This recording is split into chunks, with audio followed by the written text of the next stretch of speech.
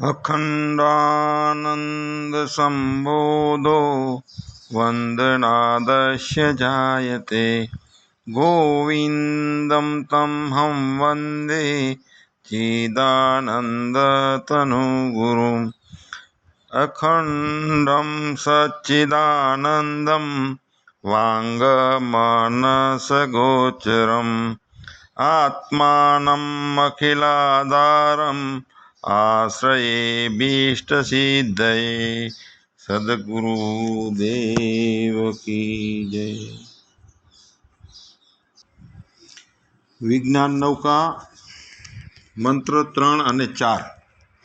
यदानन्दरूपं प्रकाशस्वरूपं निरस्तप्रपञ्चं परिच्छेदशून्यम् अहं ब्रह्मवृत्त्येकगम्यं तुरीयं परं ब्रह्म नित्यं तदेवाहमस्मि। जे आनंदरूप प्रकाशरूप प्रपंच रहित परिच्छेद रहित हूँ ब्रह्म छूँ। આવી વૃત્તિ વડે જ જાણી શકાય એવું તે તુરીય નિત્ય પર બ્રહ્મ છે, તે જ હું છું।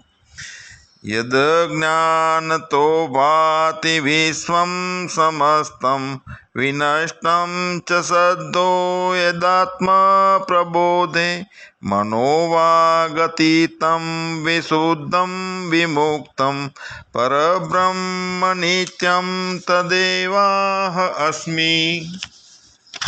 જેના જ્ઞાનથી સમગ્ર જગત પ્રતીત થાય છે ને જેના સ્વરૂપનું જ્ઞાન થાય તો તે શીઘ્ર બાદ પામે છે।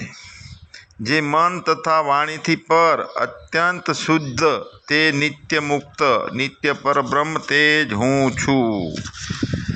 અહીંયા આપણને ત્રીજા મંત્રમાં વાત કરી કે હું બ્રહ્મ છું આવી વૃત્તિ વડે જાણી શકાય। તો આજે આપણે આગળનો પંચકોશાતીત 5 કોષોથી રહિત તે હું એવું વૃત્તિ વડે જાણવાનું છે। તો તેમાં 2 કોષ પ્રાણમય કોષ, મનોમય કોષ અને વિજ્ઞાનમય કોષ, આ 3 જે લિંગ દેહ છે તેને આપણે સમજીએ છીએ। આજે થોડો એના ઉપર પ્રકાશ પાડીએ અને હુંના જ્ઞાનથી આખું જગત પ્રતીત થાય છે। જો અને હું જડી જાઉં, હુંના સ્વરૂપનું જ્ઞાન થાય તો તે બધું આખું જગત તરત જ બાદ પામી જાય છે। અને જે મન અને વાણીથી પર શુદ્ધ અને નિત્ય મુક્ત નિત્ય પર બ્રહ્મ જે છે તે તત્વને આપણે ઉપનિષદના શ્રુતિ ભગવતીના પ્રમાણથી આજે ચોખ્ખે ચોખ્ખું જ્ઞાન હુંનું થઈ જાય એ વિશે પ્રયત્ન કરશું। તો જે 5 પડદા પડ્યા છે હુંને સમજવાના, હું મને જડતો નથી, હું ખોરાઈ ગયો છું, તો હુંની અંદર શું માન્યતાઓ બુદ્ધિની અંદર બેઠેલી છે કે જેના કારણે હું મને શુદ્ધ બુદ્ધ સ્વસ્થ જેમ છે તેમ હું મને જણાતો નથી। તો અહીંયા લિંગદેહ કોને કહેવાય છે? તો 3 કોષ મળીને જે સૂક્ષ્મ શરીર બને છે તે જ પ્રાણમય કોષ, મનોમય કોષ અને વિજ્ઞાનમય કોષ, આ મળી અને જે સૂક્ષ્મ શરીર છે તો તે અતિ સૂક્ષ્મ રૂપે રહેલા આત્માને જણાવનાર છે, તેથી એને લિંગ શરીર કીધું છે। તો જેમ લિંગદેહ તે વ્યષ્ટિનો, તો હિરણ્ય ગર્ભને પણ આપણે જાણી લઈએ। તો જેમ વૃક્ષો અલગ અલગ વૃક્ષો હોય તો તેને આપણે વૃક્ષ કહીએ છીએ, પણ વૃક્ષનો આખો સમુદાય હોય તો એને જંગલ કહેવાય, વન કહેવાય છે। તેમ બધા લિંગ દેહો જે છે, લિંગ શરીરો છે, તેનો જે સમુદાય છે એક આત્માનો લિંગદેહ જે છે પ્રાણ, મન અને બુદ્ધિ એવા સમષ્ટિના બધા પ્રાણીઓના જે લિંગ શરીરો જે છે એનો સમુદાય જે છે એનો જે જ્ઞાનનો વિષય થતાં તે સમષ્ટિ લિંગ શરીર કહેવાય છે। અને એ સમષ્ટિ લિંગ શરીરની ઉપાધિવાળું જે ચૈતન્ય છે તેને જ હિરણ્ય ગર્ભ કહેવાય છે, તેને જ સૂત્રાત્મા પણ કહેવાય છે અને તે જ પ્રાણ છે। તો એ બુદ્ધિના મધ્ય ભાગમાં જ્યારે આપણે ધ્યાન સમાધિ કરીએ છીએ ને પ્રકાશમય જે છે ભાગ હિરણ્ય એટલે સુવર્ણ, તો સુવર્ણની પેઠે જે પ્રકાશે છે માટે એને હિરણ્ય ગર્ભ કહેવામાં આવે છે. અને તે અનેક નથી, અનેકને જાણનાર છે, તે એક છે, તે જ બ્રહ્મ છે, તે બ્રહ્મા છે, બ્રહ્મા. અને જેમ મણકાની અંદર દોરો પરોવાયેલો હોય તો એ દોરામાં ની પેઠે જે બધા લિંગ શરીરોમાં વ્યાપીને રહેલો છે એટલે એને સૂત્રાત્મા કીધો છે. અને બધાને સર્વને જીવાડે છે તેથી એને જ પ્રાણ કીધો છે. તે જ હિરણ્ય ગર્ભ, તે જ સૂત્રાત્મા અને તે જ પ્રાણ છે. વિજ્ઞાન નૌકા વિજ્ઞાન એટલે બુદ્ધિથી જે કાંઈ જણાય છે, જેટલા જ્ઞાન થાય છે, જેટલી ધારણાઓ થાય છે, આ બધું વિજ્ઞાન છે. અને એની નૌકા, તો નૌકા કેમ કીધી? તો જે આ બુદ્ધિથી જણાય અને જે કાંઈ આખો સંસાર ઊભો કરી નાખ્યો છે, તો સંસારને સમુદ્રની ઉપમા આપી છે. સમુદ્ર જેવો છે. કેમ કે તે તરવો મહાકઠિન, આમ બહુ કઠણ છે સંસાર સાગરને તરવો, એટલે સંસારને સમુદ્ર જેવો કીધો છે. તો એની અંદર એ સંસારમાં આપણી બુદ્ધિ, સ્ત્રી, પુત્ર, મારું, તારું, એમાં જે મોહ બધા ઊભા થયા છે, મમતા ઊભી થઈ છે. પછી એમાં તરસ, ભૂખ, આનંદ, હર્ષ, આવા બધા જે તરંગો ઊભા થાય છે એ બુદ્ધિમાં. પછી કામ, ક્રોધ, લોભ, અહંકાર, મોહ, આવા બધા મગરમચ્છો જે રહેલા છે આ સમુદ્રમાં. અને વળી આધ્યાત્મિક, આધિભૌતિક અને આધિદૈવિક, આવા તાપ, 3 તાપ એવો ભયંકર બળે છે. આમ દરેક મનુષ્યો આધ્યાત્મિક, આધિભૌતિક અને આધિદૈવિક આ 3 તાપોથી બળે છે. અને દુર્વાસના, કેટલી જાતની વાસનાઓ પડેલી છે, તો એ આપણને ઢાંકે છે ને. એ વાસનાઓ છે તે જ આ 5 કોષ છે, તે બધી વાસનાઓ છે. તો એ 5 કોષાતીતને અવસ્થા 3ને આપણે જાણવાનો છે. એ અનેક વિષયોરૂપી ફસાયેલો છે, અનેક વિષયોરૂપી જાળમાં આ જીવાત્મા ફસાયેલો છે. તો આવા દુષ્કર એ સંસારે ખલુ દુસ્તારે કૃપયા પારે પાહી મુરારે. તો આવો દુસ્તર સંસાર સમુદ્રને તરવા માટે ખરેખર તો ગુરુરૂપી નૌકા છે આ. તો ગુરુરૂપી નૌકા વગર તરી શકાતો નથી. તો ગુરુ પાસે જઈને સમાગમ કરીને બુદ્ધિનું જે જડતા પડી છે, બુદ્ધિની જડપણું થઈ ગયું છે, એને હરાઈ જાય. અને વાણીમાં સત્યતા જે છે એ સત્યતા એ આપણા પડદા ઉગાડી નાખે. એટલે બધાય પાપો હરે. તો ચિત્તને પ્રસન્ન કરી નાખે, બધી બાજુથી બધાય દુઃખોમાંથી શાંત કરી અને આગ બની ગયેલું જીવન છે એને બાગમાં ફેરવી નાખે. તે ગુરુ છે. એટલે ગુરુ તે નૌકા છે આ સંસાર સમુદ્ર તરવા માટેની. તો અહીંયા સૂર્યના કિરણો જેમ આખા જગતના અંધારાને દૂર કરી નાખે, એમ અજ્ઞાન દૂર થઈ જાય, અજવાળું થઈ જાય, પોતાનો આત્માનો આનંદ, આત્માનું જ્ઞાન ઊભું થઈ જાય. તો એ સદગુરુ તે નૌકા છે. કામ કેનું જેમ આપણે કામના કરીએ છીએ એ પ્રમાણે આપે. અને કલ્પવૃક્ષ જેમ આપણે કલ્પના કરીએ એ પ્રમાણે ફળ આપે છે. અને ચિંતામણી જે છે એ ચિંતવન કરીએ એ પ્રમાણે આપે. પણ ગુરુ મહાપુરુષો જે છે, સંત પુરુષો છે, સત્પુરુષો છે, એમનો સંગ તો બધું આપી દે. અને આપણને ખબર ના પડતા આપણને ભવસાગરને પેલે પાર લઈ જઈ અને આનંદ ઊભો કરી દે. પણ અહીંયા આપણને તેમાંથી બચવા માટે એક જ બુદ્ધિની અંદર નિર્ણયો અને મનના આ બેને એને કબજે કરવાના છે. તો શું થાય છે કે પેલો એ દ્રષ્ટાંત છે ને કે એક માણસ પોતાના ઘરમાં નકામો બેસી રહેતો અને જે આવે એને બોલાવે, નકામા ગપ્પા મારવા માટે આખો સમય પસાર કરે, કોકને પકડીને બેહાડે. તો એક દિવસ એક વ્યસની હતો, અફીણી. તો એ મનુષ્ય એના ઘરની આગળથી પસાર થતો તો બોલાયો કે આયન ભાઈ, રોજ તું શા માટે અહીં કને આવતો નથી? અહીંયા શાંતિસર વાતો થાય. તો એ તો આવવા માંડ્યો.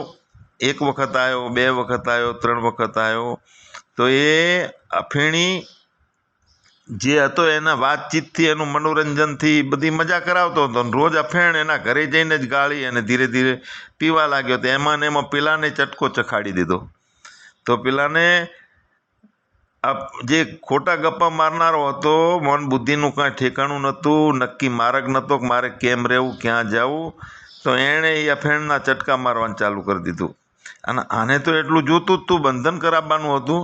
તો પહેલી વખતે એ અફાણીએ પોતાનું અફીણ ખવડાવતો અને પેલાને અફીણ ગળે ઉતર્યું, મજા આવી જઈ, એના વગર ના ચાલે એટલે એણે આ બંધ કરી દીધું. એટલે પેલા એ ગપ્પુડિયાએ એને પોતાની ડાબડી રાખવી પડી કાયમ માટે. તો 1 મહિનાની અંદર તો એના ઘરે 10-12 અફીણીઓનો ટોળા ભેગા કરી અને રોજ કહુંબા પાણી, અને 6 મહિનામાં તો એવો બંધણી થઈ ગયો કે આખો દાડો અફીણના ઘેનમાં ચકચૂર. એને બીજું કાંઈ પછી હુજે જ નહીં. અને એ આત્મજ્ઞાન ને મોક્ષ ને આ તો ક્યાંથી હુજે? તો આ જુગારિયા, દારૂડિયા, રંડીબાજ, દુર્વ્યસની માણસોની ટોળીઓ અલગ અલગ હોય છે ને, તો એ ટોળીઓમાં આપણો વિવેક ના હોય અને આની મજા આવતી હોય, એમાં લોકો ફસાઈ જાય છે. જો તો એમાંથી બચવા માટે આપણને વ્યસન થવું જોઈએ તો આ આત્મજ્ઞાનનું, સત્સંગનું વ્યસન થવું જોઈએ. અને એક સત્સંગી હોય તે અનેકને પેલો ગીતામાં આ શ્લોક છે, સત્સંગે પરમ પ્રાપ્ત દુસ્તરમ તસ્યે ચિરાત તસ્માદતિ પ્રયત્નેન સત્સંગમ સતતમ કુરુ. તો સત્સંગથી સચ્ચિદાનંદ પરિપૂર્ણ પરમાત્માની પ્રાપ્તિ થાય છે અને આ સંસાર રૂપી સમુદ્ર સહેલાઈથી પાર ઉતરાય છે. તો માટે નિરંતર સત્સંગ કરવો જોઈએ અને બીજાને પણ આવા વ્યસની બનાવવા જોઈએ. એ આપણું મુખ્ય લક્ષ્ય હોય છે. અને તો મન આપણું શુદ્ધ સત્વગુણવાળું રહે. હવે જુઓ, રજોગુણ અને તમોગુણી મન હોય તો એ બધાનું સ્થિતિ આખી કેવી થઈ જાય છે, એની પોતે જ પોતાનો આખો દુશ્મન બનીને બેસી જાય. તો અહીંયા દેવી સંપત્તિના ગુણો પોતાનામાં ધારણ કરે, શુદ્ધ રહેવું, શુદ્ધ ખાવું, શુદ્ધ વિચારવું, સારા માણસોનો સંગ કરવો, શરીરને સારું રાખવું, ખાટા ખારા, ગરમ તીખા લુખા આવા દાહ કરનારા દુર્ગંધી વાસી પદાર્થોનો ત્યાગ કરવો, તો સત્વગુણ વધે. પછી સાત્વિક વસ્તુઓ સેવવી, સાત્વિક ગ્રંથો સાંભળવા, એના ઉપનિષદોનો અભ્યાસ રાખવો અને આવા સજ્જનોનો જે અનુસરણ કરવું. હરીફાઈ કરવી તો જે મસ્તરામ છે ને સારી રીતે મસ્ત જીવે છે એના જેવા બનવાની હરીફાઈ. હા, આવી સત્વગુણવાળી વૃત્તિ આખી ઊભી થવી જોઈએ આપણી, કે જેનો આખું ચિત્ત જો વિષય રહિત હોય, હૃદય આમ ઠંડુ હિમ જેવું શાંત પડી ગયેલું હોય અને આખું જગત એનું મિત્ર બની જાય. કારણ કે જીવન જુએ ને કે હા એમની જોડે બેસવાની મજા આવે છે. તો હવે મુક્તિ અને ક્યાં છે, સ્વર્ગ કઈ જગ્યાએ છે? સ્વર્ગનો કોઈ નોખો એવી રીતનું આખો મોટું રાજ્ય બનાવ્યું છે ઉપર કે અહીંયા સ્વર્ગ છે? અહીંયા લોકો આપણા મિત્ર બનતા હોય, લોકો આપણો પડ્યો બોલ ઝીલતા હોય, આપણા દ્વારા બીજાના અંતઃકરણ આમ શાંત અને બરફ જેવા ઠંડા હેમ બનતો હોય. અને આવું જીવન હોય અને એવું જીવન જીવવા માટેની એવા મસ્તરામ જે જીવતો હોય એની હરીફાઈ કરવી જોઈએ. એટલે શરીરની પણ શુદ્ધિ રાખવી જોઈએ, નિત્ય પ્રમાણસર ભોજન, એકાંત સેવવાનું, અમુક કલાક અડધો કલાક સમાધિ ધ્યાન.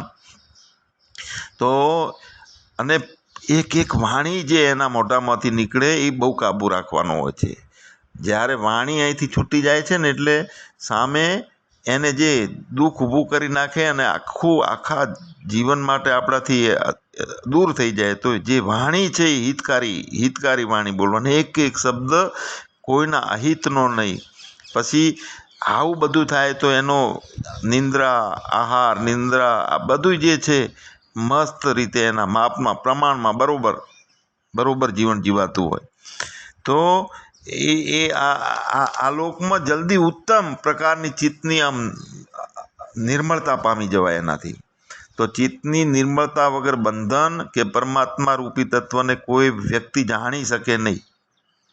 જોરદાર નિર્મન મન મોહી સોહી મન ભાવા. જો નિર્મળતા કીધી, નિર્મળતા વગર કોઈ પણ તત્વજ્ઞાન થાય નહીં. તત્વજ્ઞાન થાય તો ટકે નહીં, અને કરોડો જન્મો થાય પણ નિર્મળ ચિત્ત ના હોય તો કોઈ દિવસ મુક્તિ મળતી નથી. એટલે મનની પ્રસન્નતા જે છે, મનની પ્રસન્નતા શું? મનને આનંદ આવે છે, તો વિષયો ઉપર આનંદ આવે છે, પ્રીતિ થાય છે, તો તે મનની પ્રસન્નતા છે. તો એ મનુષ્યને બંધનરૂપ થાય છે એવી પ્રસન્નતા. અને મનની પ્રસન્નતા એટલે વિષય ઉપરના વૈરાગ્યવાળી નિર્ગુણ જેવી સ્થિતિ. હા, એ સંસારરૂપ બંધનથી છોડાવનાર છે. હા, એવું તો એને મુક્તિ મળે. માટે આવી રીતે માનસિક પ્રસન્નતા મેળવવા માટે ગુરુ પાસે, વિદ્વાન મનુષ્ય પાસે જઈ અને મનને કેવી રીતે કબજામાં લેવાય, કેવી રીતે એને, અને આ પડદો હટાવાય કે હું તે મન નથી, અને મારે જે પ્રાપ્ત કરવું છે, જેના આધારે મન રહેલું છે, એ હું તો આપણે કહીએ છીએ ને, ઘણો વ્યવહારમાં વાપરીએ છીએ કે હું અમદાવાદ જાઉં છું અને તમે વિરમગામ વચ્ચે ઊભા રહેજો, હું તમને લેતો જઈશ. આ હુંની વાત નથી આમાં. આ તો સત્યમ જ્ઞાનમ અનંતમ બ્રહ્મ. આ જે આવા લક્ષણવાળો હું છે એને આપણે ગોતવાનો છે. તો મનોમય કોષ આપણે જોયો કે મન બધું જે બની ગયું છે એ આવરણો હટાવી અને હુંનું જે જ્ઞાન કરવાનું છે એને આપણે છેલ્લા સેશનમાં લઈએ. પણ એ પહેલાં આપણે આ વિજ્ઞાનમય કોષ બુદ્ધિ, તો બુદ્ધિ જ્ઞાનેન્દ્રિયોની સાથે જ્યારે મળે છે અને જ્ઞાનો કરવા માંડે છે અને એ જ્ઞાનના અધ્યાસ થાય છે એટલે એ કોષ પડદો બની જાય છે. તો બુદ્ધિ જ્ઞાનેન્દ્રિયો સાથે મળીને વિજ્ઞાનમય કોષ બની જાય છે. તો એમાં વિજ્ઞાન પુષ્કળ ભરેલું છે, તેથી એને વિજ્ઞાનમય કોષ કહેવામાં આવે છે. અને એ વિજ્ઞાન એવું છે કે હું કરીને પછી હરિ વેગળો થઈ જાય, આત્માને ઢાંકી દે છે એ બુદ્ધિ. તો તેથી એને કોષ કહેવાય છે. વિજ્ઞાનમય કોષ એક બહુ મહાન અહંકારની વૃત્તિવાળો કોષ છે. આ કર્તા રૂપે હું કરું અને આવો જે અહંકાર ધારણ થાય છે, કર્તાનો ભાવ ધારણ થાય છે, તો આ બધાય આ અહંકારની વૃત્તિ અને કર્તાનો ભાવ એ આખા સંસારને ચલાવી રહ્યા છે આ બે થઈને. તો ચૈતન્યના પ્રતિબિંબવાળો આ વિજ્ઞાનમય કોષ છે. ચૈતન્યનું પ્રતિબિંબ પોતાનામાં ઝીલે છે અને પોતે ચૈતન્ય જેવો બની જાય છે, તે આ વિજ્ઞાનમય કોષ છે. અને જીવપણાનો અભિમાનવાળો પુરુષ આ બધી દેહ ઇન્દ્રિયો ઉપર અને ઘર ઉપર હું મારું એવું કાયમ માટે અભિમાન કર્યા કરે છે. કરતા ભોગતા અને સુખી દુઃખી થાય છે, તે આ વિજ્ઞાનમય કોષ છે. તો પોતાની જ ઊભી કરેલી વાસનાઓથી પોતે જ બંધનમાં પડી ગયો અને સારા ના હારા આવા બધી જાતના કર્મો કરે જાય છે. અને કેટલી જાતના એનાથી ઊભા થયેલા જે ફળો જે છે, સુખ અને દુઃખ, તે આ લોકમાં અને ફરીને બીજા લોકમાં પણ એની વાસનાઓ સાથે લઈને જાય છે. અને બધા વારંવાર જન્મ મરણ ધારણ કરવાનું કારણ બની જાય છે. તો આ જીવ અનેક હજારો યોનિઓમાં વારંવાર જન્મે છે અને મરે છે અને આ સંસાર ચક્રમાં આખું ભમ્યા કરે છે. તો એ વિજ્ઞાનમય કોષ છે, તે બુદ્ધિ છે, તે હું નથી.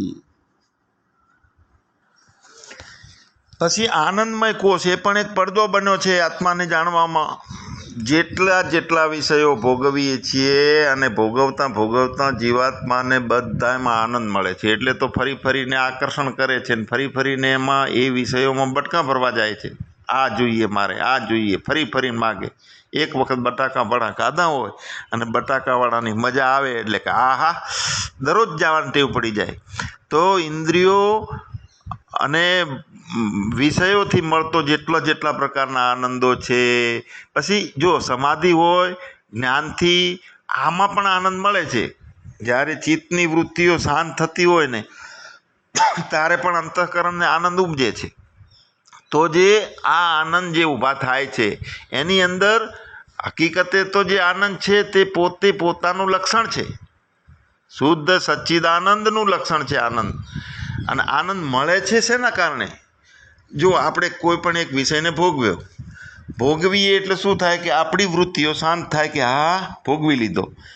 તો એ જે અંદર ધારણા કરી હતી, જે ઈચ્છા કરી તે ઈચ્છા શાંત થાય ત્યારે એ શાંત ભાવ એટલે જે પોતાનું સ્વરૂપ છે પરમાત્મા સ્વરૂપ એ શાંત ભાવ પામે છે ને એટલે ટેમ્પરરી ક્ષણિક શાંત ભાવને ઈચ્છા રહિત થઈ ગઈ અને શાંત ભાવને પામે છે. અહીંયા પોતાના સ્વરૂપનો આનંદ એ લઈ લે છે, મળી જાય છે.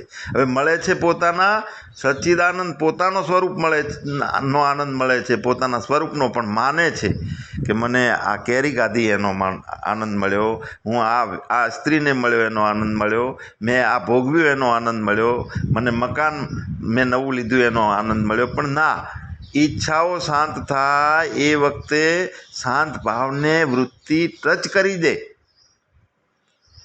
આત્મ સ્વરૂપને ટચ કરે છે ને એની એક ઝલક મળે છે તોય આટલો આનંદ થાય છે. તો અખંડ એવી વૃત્તિમાં રહેનાર મહાપુરુષની શું સ્થિતિ હશે? તો ઇન્દ્રિયો દ્વારા અજ્ઞાનથી જે માનેલો છે આનંદ, તે પડદો બની ગયો છે કે ઓહો, હા, એ આનંદ જે સમાધિમાં અને જ્ઞાનમાં પણ આવી રીતે વૃત્તિઓ શાંત થાય છે તો મળે છે, પણ તે આનંદમય કોષ છે ઇન્દ્રિયોથી ઊભો કરેલો આનંદ, તે હું હોઈ શકું નહીં. હા, કારણ કે એ ઇન્દ્રિયાતીત છે, ઇન્દ્રિયોથી પર છે. તો એવો હું ગોતવો છે. તો આ બધા પડદા આપણે હટાવી દઈએ ત્યારે કયો હું મળે? તો એના ઉપનિષદના પ્રમાણથી આપણે એને લઈએ તો એવો 5 કોષ વિલક્ષણ હું, આ નિત્ય હું છે. હા, નિત્ય હું. જો 5 ઇન્દ્રિયો છે ને અલગ અલગ કામ કરે છે, પોતપોતાનામાં વર્તે છે, આંખ જોવાનું, કાન સાંભળવાનું વગેરે. તો આ બધું અનિત્ય છે. પણ આ નિત્ય હું એ કેવો? નિહિતમ ગુહાયામ, પોતાના હૃદય ગુફામાં જોવાનું છે. તો એ હું જે છે તે આ પાંચેનો હું સાક્ષી છું.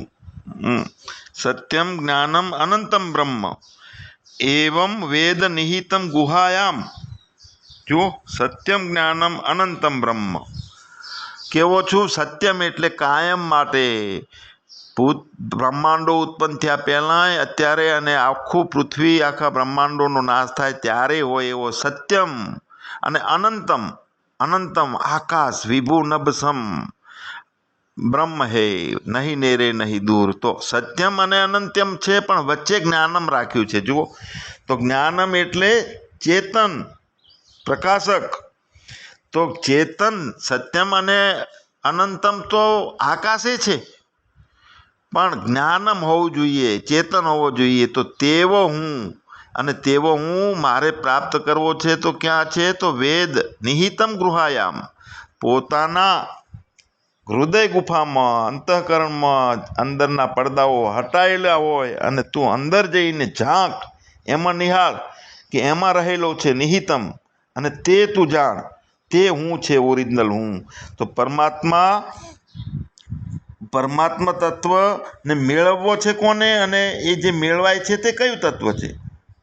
તો નિહિતમ ગુહાયામ, તારા હૃદયની ગુફામાં, હૃદયમાં એટલે કે જ્યાં સંવેદનાઓ જાગે છે, જેમાં વૃત્તિઓ રહે છે, એમાંથી વૃત્તિઓ ઊભી થાય છે, એમાંથી ઈચ્છાઓ ઊભી થાય છે. આ સુખાકાર દુખાકાર વૃત્તિ પણ જણાય છે આખી એમાં. એ હૃદય સારું નબળું, ગમ્યું ના ગમ્યું, જન્મ ભય ના ભય, અનુકૂળ પ્રતિકૂળ, આ બધું જે થાય છે ને આ ક્યાં થાય છે? આ હૃદય છે, અંતઃકરણ છે. એમાં તું જો, એમાં જાણ. અને બધું જે ઊભું થાય છે એને બાદ કરને, કોના કારણે ઊભું થાય છે? જેનું પડ્યું પ્રતિબિંબ તે બ્રહ્મ. અને જેમાં તો હૃદયમાં પડ્યું પ્રતિબિંબ. તો એ પ્રતિબિંબ જે પડે છે તે નિત્ય નથી, તે અનિત્ય છે. એ તો જાશે, અનેક પ્રકારના પ્રતિબિંબો બદલાશે, એના જ્ઞાનની વૃત્તિઓ બદલાશે, તે અનિત્ય છે. પણ જેનું પડ્યું છે પ્રતિબિંબ તેને તું નિત્ય જાણ. આવું નિહાળવું, નિહિતમ ગુહાયામ. આ પરમાત્માનું સ્વરૂપ લક્ષણ છે. ઇન્દ્રિયોથી આ ના મળે. કારણ શું છે કે ઇન્દ્રિયો બહિર્મુખ હોય અને વૃત્તિ જેના આધારે છે તે વૃત્તિથી કોઈ દિવસ જણાય નહીં. આવું શ્રુતિ ભગવતીનું પણ પ્રમાણ છે. તો આવું લક્ષણ થાય. ભગવાન ભાષ્યકાર શંકરાચાર્ય વિવેક ચૂડામણીમાં જો ગુરુની કૃપા એ કેટલું કામ કરે છે. બાપલીઓ પરબતસિંહ બાપુ એમની કરુણા કૃપા રોજ 5-5 વખત ફોન આવે, અલગ અલગ જ્ઞાનો કરાવે, અલગ મંત્રો પાકા કરાવે, એટલી કરુણા એટલી કૃપા. અને 4 ચોપડી ભણેલા પણ એટલું સંતત્વ, સફેદ કપડાનો સંત જે મેં જોયો તો બહુ કરુણા અને કૃપા ગુરુની કામ આવે છે. એની સેવા કરીને એટલા પ્રસન્ન થયા છે ને કે અત્યારે હાલે જબરજસ્ત એટલું હૃદયના ભાવોથી અહીંયા પીરસતા રહેલા છે કે જેના કારણે આજે અત્યારે બોલાય છે ને તો બોલાય છે એનું માઢું આત્માનંદનું છે, પણ બોલે છે મારો બાપલિયો, એ પરબતસિંહ બાપલિયો જ બોલે છે. આમાં આવું જો એકાકાર વૃત્તિ થઈ જાય તો ભગવાન ભાષ્યકાર શંકરાચાર્ય વિવેક ચૂડામણીમાં કીધું હતું કે અસ્તિ કિંચિત સ્વયં નિત્યમ અહમ પ્રત્યાવલંબનમ અવસ્થાત્રય સાક્ષી સન. જો 5 કોષ વિલક્ષણ અસ્મિ એટલે હોવું. ઇન્દ્રિયોથી ઇન્દ્રિયો બધી જડ છે અને તે પરિચિન હોય અને તે સત ન હોય તો હું કયો આમાં ગોતવાનો? તો હું જે કાયમ આપણે વ્યવહારિકમાં ઉપયોગ કરીએ છીએ ને શરીરને માની લઈએ છીએ ને ક્રિયાઓ કરતો રહેલો છે તે આ હુંની વાત નથી. આ હું એટલે નિત્ય. અત્યારે હુંનો ઉપયોગ કરીએ છીએ એ નિત્ય નથી. હું ગાડી લાવ્યો ને મારે મજા આવી સારી નીકળીને આ બધો હુંનો ઉપયોગ કરીએ છીએ ને તો હું કયો? અવસ્થાત્રય સાક્ષી સન. અવસ્થા તો આવે ને જાય. જો રેલવે સ્ટેશન હોય એમાં કેટલી રેલવે ગાડીઓ આવે, રોજ 50 આવે ને જાય આવે ને જાય આવે ને જાય, પણ રેલવે સ્ટેશન એક ને એક ઠકાણે. પણ રેલવે સ્ટેશનના જોડે થઈને પસાર થાય તો આ કુટસ્થ છે, સાક્ષી છે. કેટલી વૃત્તિઓ, કેટલાય જ્ઞાનો, કેટલાય અનુભવો આવે ને જાય છે, પણ એમાં એક સાક્ષી છે જે આમ કુટસ્થ એટલે કે એરણ જે છે એના ઉપર કેટલું કૂટાય પણ એરણ કંઈ ઘડાય નહીં, એના ઉપર ઘાટ ના થાય, એરણનો ઘાટ ના થાય કોઈ, એના ઉપર જે આવે એમાં ઘાટ બને. તો આવા બાપલિયા જે છે ને ગુરુ મહારાજો, ગુરુદેવો, એમની કૃપા કરુણા એમના અંદર આપણે જો આપણને સમર્પિત કરી દઈએ ને તો આ પથરા જેવી મૂર્તિને આકાર આલી અને ઘાટ ઘડાઈ જાય અને એમાંથી પાછું ગુરુ તત્વ નિર્માણ થઈ જાય, એમના જેવા બનાવી દે આપણને. જુઓ, સત્યમ જ્ઞાનમ, સત્યમ તે હું નથી.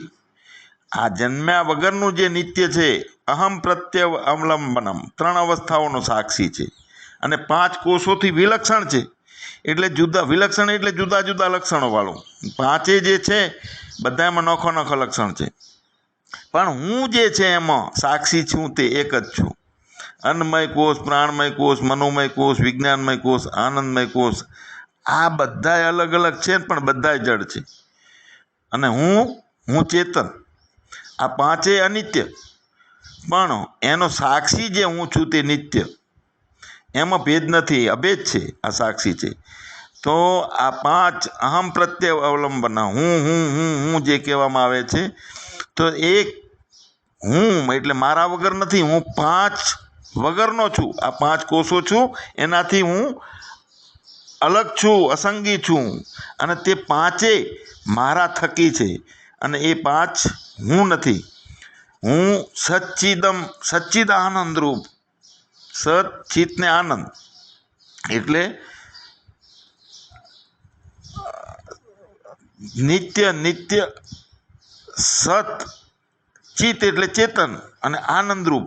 સચ્ચિત ને આનંદરૂપ છું, પણ અસત, જડ અને દુઃખરૂપ જે છે આ નથી હું. તો આવો સચ, ચિત અને આનંદ ક્યાં મળે? એને અનુભવો હોય તો આપણને 33 ઉપનિષદમાં કીધું છે ને કે નિહિતમ ગુહાયામ, તું હૃદયમાં ઝાંક, હૃદયમાં નિહાળ. ત્યાં હું કરે છે એનો સાક્ષી જે હું છે કે જે કાંઈ કરતો નથી અને ચેતન છું. હા, જો કેન ઉપનિષદમાં પણ કીધું આપણને કે તદેવ બ્રહ્મ ત્વમ વિધિન ઇદમ તદ ઇદમ ઉપાસતે. તો તે ઇદમ તદ ઇદમ ઉપાસતે, આ કરીને ના મળે. હું અને આ, હું છું તે ચેતન છું અને જેટલું આ થાય છે તે વિષય છે બધાય. હા, તો આ બુદ્ધિ પણ આમાં જાય. પ્રાણ પણ આ છે, મન પણ આ કહેવાય, આપણાથી અલગ છે. તો જે નવું ઊભું થયેલું જેટલું છે અને જેનો નાશ થવાનો છે તે બધું આ, અને જે ઊભો નથી થયો અને જન્મ્યો નથી ને એનો નાશે થવાનો નથી, તે હું છું. અને તે હું આ પંચકોશાથી, 5 કોષોથી રહિત એવા હુંને જાણવાનો છે. અને એવા હું જાણવા માટે મનનો ધોનારો કોઈ ધોબી મળી જાય તો ઉઘાડે હૃદયના દ્વાર. એવા ધોબીડા પાસે જઈ એને સેવી, એમાં શ્રદ્ધા કરી અને જ્ઞાન પ્રાપ્તિ કરીએ. જય હો સદગુરુ દેવની જય.